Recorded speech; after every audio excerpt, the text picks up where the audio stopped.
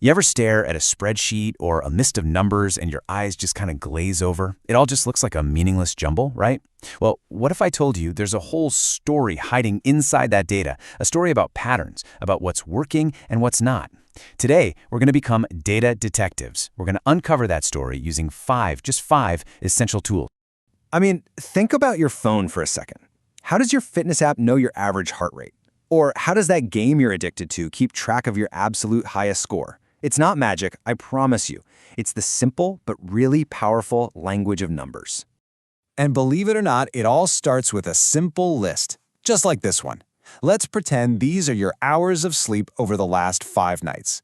Right now, it looks a bit random, doesn't it? An okay night, a couple of bad ones, one really great one, but there's a story in there. Let's go find it.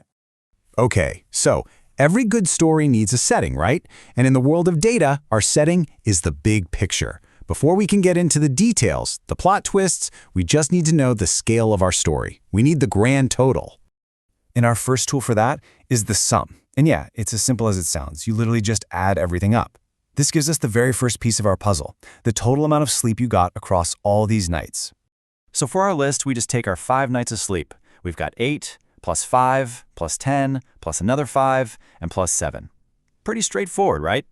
And that gives us a grand total of 35 hours.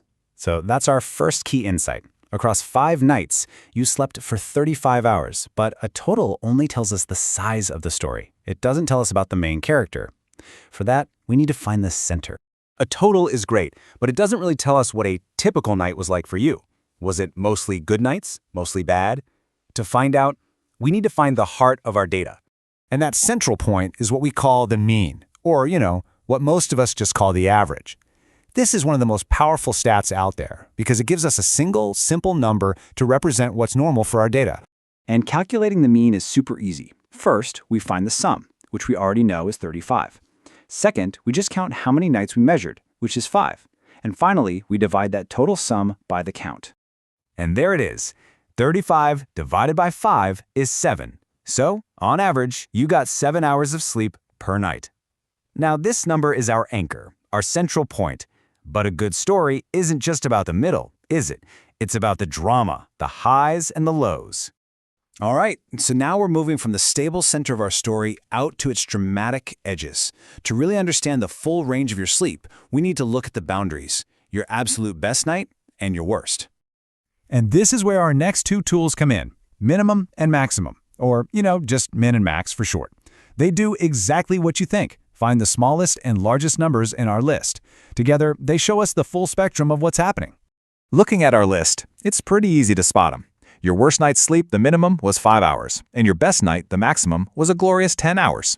Okay, so now we have a center, and we have the edges, but how spread out is everything in between? This is a really important question. Was your sleep predictable and consistent, or was it just all over the place? Knowing the average is 7 hours doesn't actually answer that. We need a way to measure the consistency. Look at this. Both of these lists have the exact same average, but they tell completely different stories, don't they?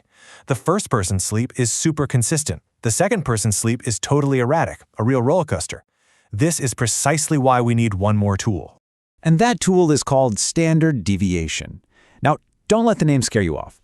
All it does is put a number on consistency. That's it.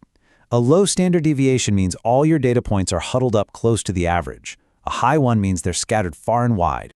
This is a fantastic way to think about it. Is your data a tight, predictable flock all moving together, or is it just scattered chaotically? This one number tells us which story is true. For our sleep data, the standard deviation is 1.9, and in this case, that's a relatively low number. It tells us your sleep was actually pretty consistent.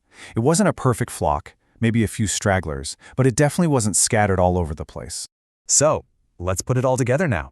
Let's take a step back and see what we've done. We took that messy, kind of confusing list of numbers, and with just 5 simple calculations, we've uncovered its complete story. I mean, just look at what we have now. We started with this, 8, 5, 10, 5, 7. And now, we know you got 35 total hours of sleep, you averaged 7 hours a night, your nights ranged from a low of 5 hours to a high of 10, and your pattern was fairly consistent. See? That's a full story, right there. So the next time you see your step count, or you look at your monthly expenses, or you see your scores in a game, don't just see a boring list. Ask yourself, what story are these numbers trying to tell me? Because in a world that is just flooded with data, being able to find the narrative, well, that's not just a skill, it's a superpower.